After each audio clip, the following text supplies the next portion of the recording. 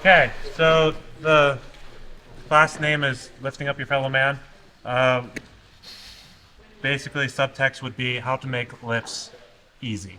A lot of people think that the high amplitude lifts are really hard and only strong people can do them.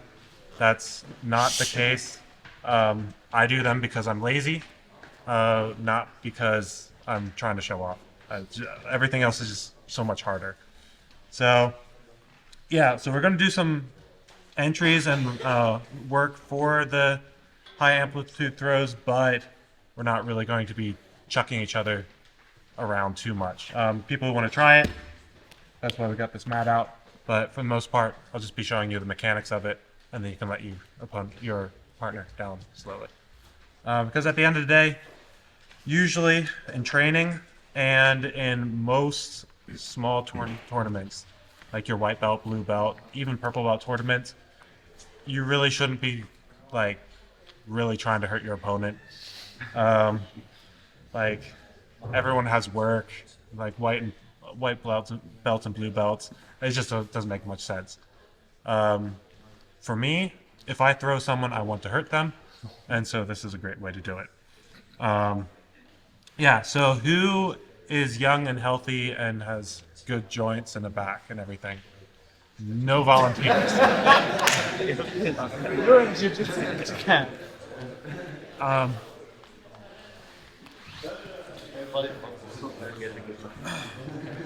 So first of all, how to make lifts easy is a lot about how he's standing in relation to how I'm standing. So we're going to be working from the back body lock first. So if I have the back body lock and my hands are here and he's standing straight up, it's not terribly easy to lift him, especially if he's a little bit taller than I am. I need to go up on my tiptoes to even get him up. It's hard. Or I need to be like really strong with my arms to pull him up. So if he's straight up, it's going to be hard. Also, if his weight is far away from me, here, there's no way I'm lifting. And then the other thing is, when my hands are far away like this, or if I'm on the side a little bit, my hands are here. Imagine if you have heavy groceries and you go and you pick them up like this. Like, this is the worst way to do it. So we want to pull everything in as tight as we can and have our hands as close to our hips as we can.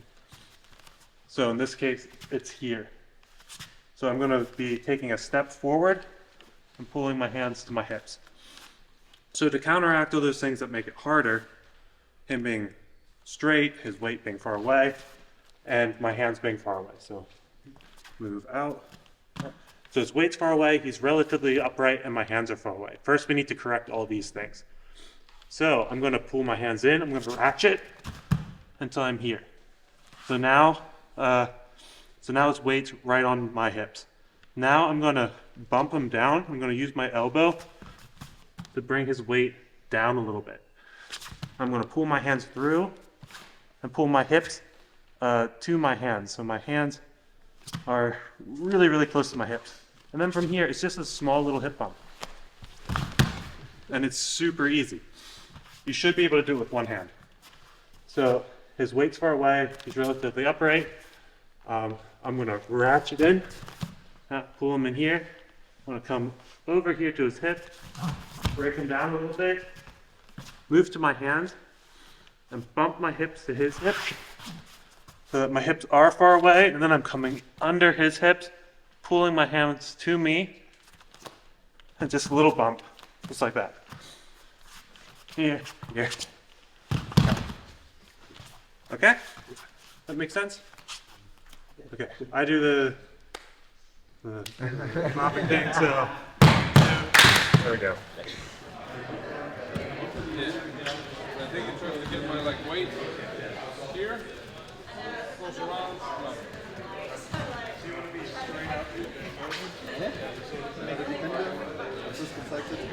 So a couple tips to make this easier. First, I didn't really elaborate too well on what I'm doing with this hip over here. I want to bring my hands over there, and I'm using my underarm in his hip here, like in the joint. I'm going to be ramming my bone into that joint. This is usually something I do just as a takedown. I'll do that. I'll get my whole weight over there, and then I just walk backwards in a circle. As I said, I'm pretty lazy. I don't like to expend a lot of energy if I don't have to. So that's one of my go-to takedowns. I'll grab the hip here and I'll walk back. But if he's super strong, athletic, he has good balance, or if my hands just aren't quite right, that's going to keep up with me. In that case, then I take my step and I pull my hands to me. I said that you can do it with one hand. What I mean with that is if I get my hands really far over here, I can just grab his stomach. It's really, really easy. Like, I don't really need my arms at all. I'm just using my hips, breaking down his posture a little bit, stepping over, and I'm just using my hips, not my arms, and then he falls. Everyone should be able to deadlift at least your weight. So this shouldn't be too hard lifting someone in your weight class. Is there a specific reason that you lift them from the side and not directly from behind? It gets my hands closer to my hips. And then you feel like you're stronger then. Yes, it's the grocery bag analogy. If my hands are out here, I'm lifting something heavy, it's going to be harder than if my hands are here, I'm lifting something heavy. So I want to get everything as close to my hips as I can, and then it's just my hips that are doing the work, not my arms. Okay, questions about that so far? Okay, go try that out a couple more times, and then we'll reconvene.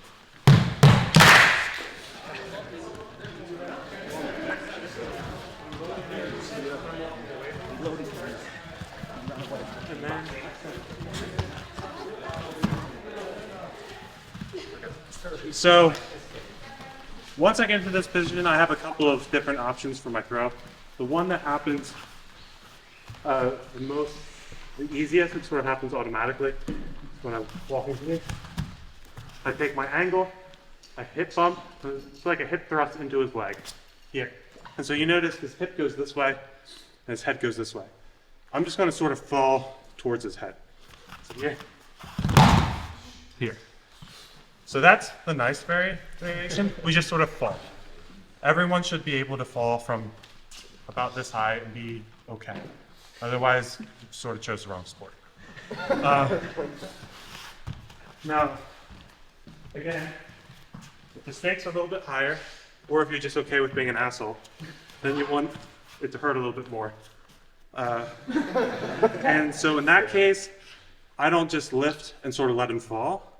I lift and I push him down.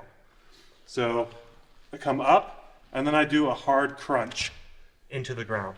And that'll automatically lift up my legs because of inertia. So his body is going to be resisting the movement down, the sudden change in direction. That's going to lift up my legs, and then we're going to land with both of our weight on him. So that looks a bit like this. If I'm here, I take my step, I lift. We come both of us down on him. I want him to carry all of my weight on that. So that's one way to do it. Again, white belts, blue belts, training. Be nice about it. You don't have to always be so mean. But if it's an important fight, or if the other person's being an asshole, do this. The other thing, which doesn't hurt nearly as much as people think, and it's easier to do than people think, is suplex. So if I'm here, I get that same entry.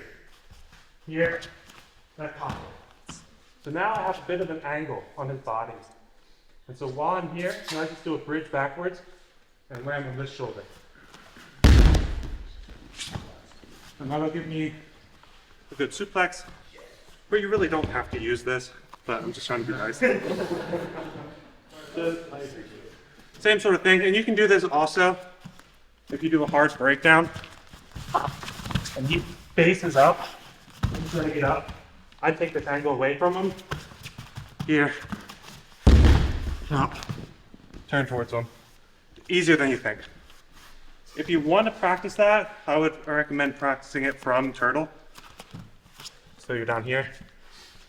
You get that same grip here. Bring one knee here, and then you just sit on your ass and do a bridge. Super easy. It's not nearly as hard as people think it is. Okay? Try it a couple times with sort of letting your partner go and following with them. If you want to try the baby suplex, try that. Okay? Good? Did someone have a question? the baby suplex. Down through. Yeah, I want to get the same sort of angle where a knee is in front of his leg, a knee is behind his leg, and I'm pulling my hands through. So here. And then I sit down, I pull him onto me, here, do my bridge, and roll towards him. That's it. In wrestling practice, if I'm going against a guy who's just a lot worse than me, I let him base out and just suplex him over and over, like from the ground, just because it gives me something to work on. So if you base out, I completely lay down like this. So if you really want to get good at it, practice it from here. Here. That's a good way to build up strength. But, okay, enough about that. Try it out a couple times, and then we'll start moving on to entries.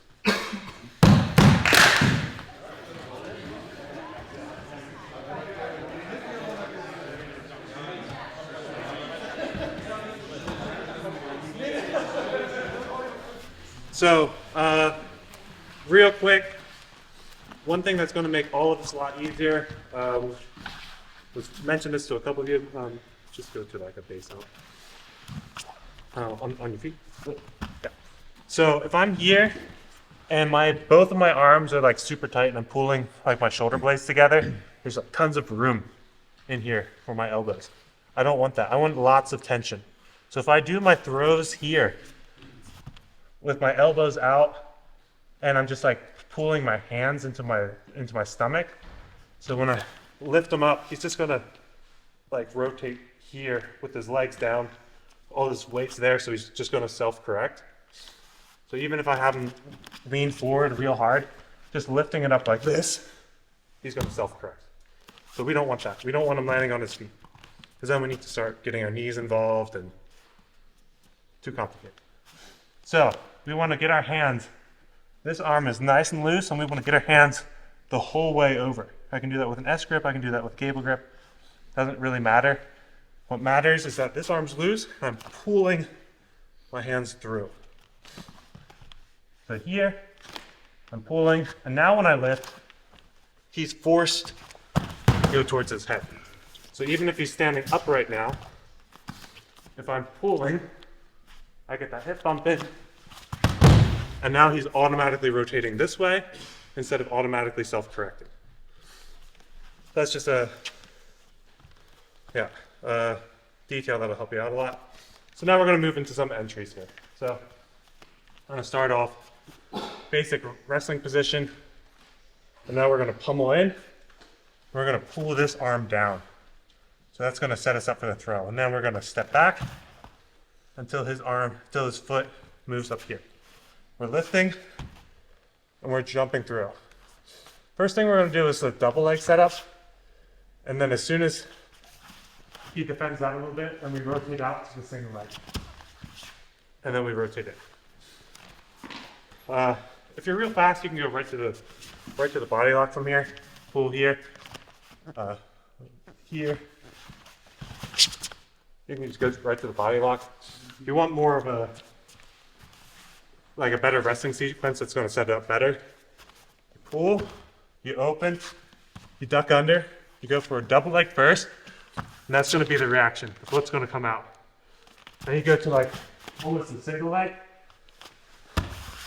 and then you jump in here.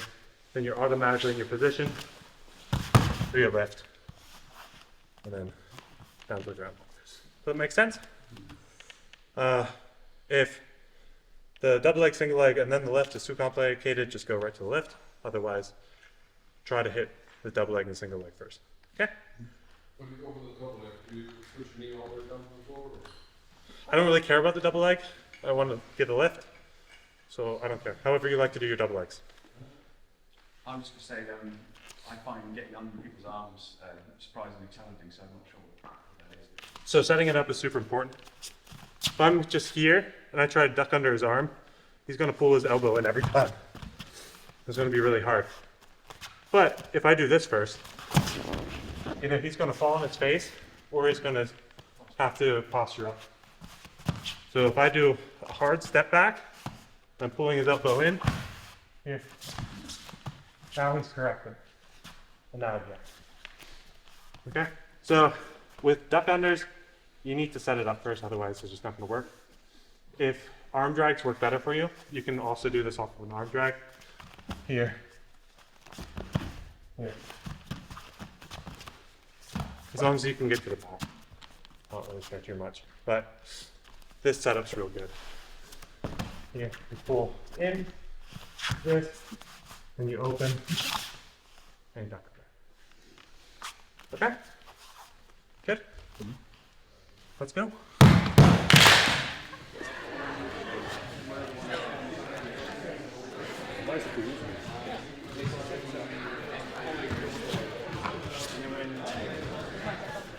Okay, so that was lifts from the back body locks.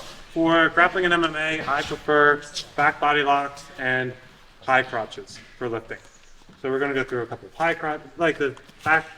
That's all there is to it. You just lift, they turn, or you suplex. So you're either turning them on the side, or you're throwing them over your shoulder.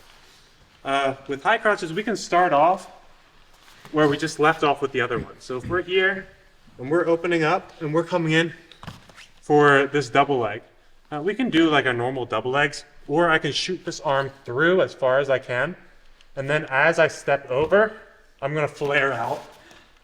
And you get a real easy lift off of it. You don't have to carry them around like that. I like to, just because it makes them feel bad about themselves. But it's really all you need is to come in here, go through your fall to the side, and that's it. What's going to make these high crotch lifts a lot easier is getting your hand real deep through. So your elbow is going to be pointing down. So hopefully you have a partner that you like, because we're getting real up close and personal. Here. Here. Just walk this. Okay? And here also, you can do the nice things, just let them down. Or, here's the mean one.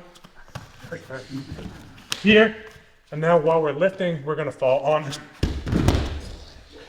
And there we're also, if we're trying to be mean, I'm trying to land with my shoulder on his ribs. I'm trying to break those ribs. You don't have to do that. Just a plus if you do. Any questions? It's just a double leg, but you're reaching in, getting up close and personal, and then flaring out to the side. Good? It doesn't matter too much. It's just there to keep him from running away. So as long as I'm here, this arm is going to be doing most of the work. This arm can be here. If he's fast and athletic and I want to block his leg a little bit to keep him from running away, then I can do that too. So it really doesn't matter. If I want to just lift straight up, then it doesn't matter. If I want to do more double leg-ish stuff, then I block his leg real quick. Okay? And again, the mechanics are right. Lifting's pretty easy, so we can do it one-handed as well. Yeah. Okay, let's go.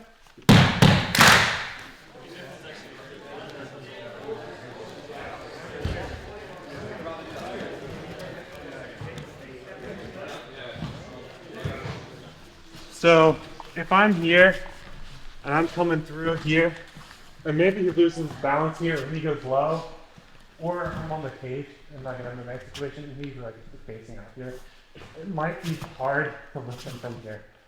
In that case, again, I get nice and personal, and then here. I'm going to push his head and his knee together, and then just lift a little bit on his head. It's surprisingly easy, also against big guys, especially against the wall. But on the mat, works well as well. So we're here, maybe he's facing out. This time, I can either keep his head here, or I switch to this grip.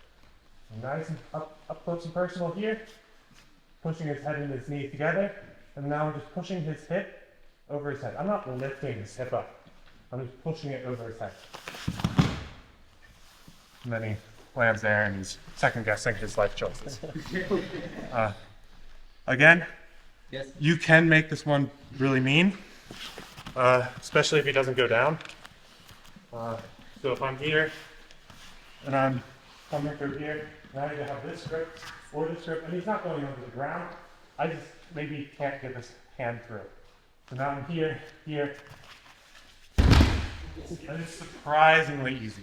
It looks great, and it's not that hard physically. Surprisingly, it's not really that hard. I think that was. You can try that. Yeah.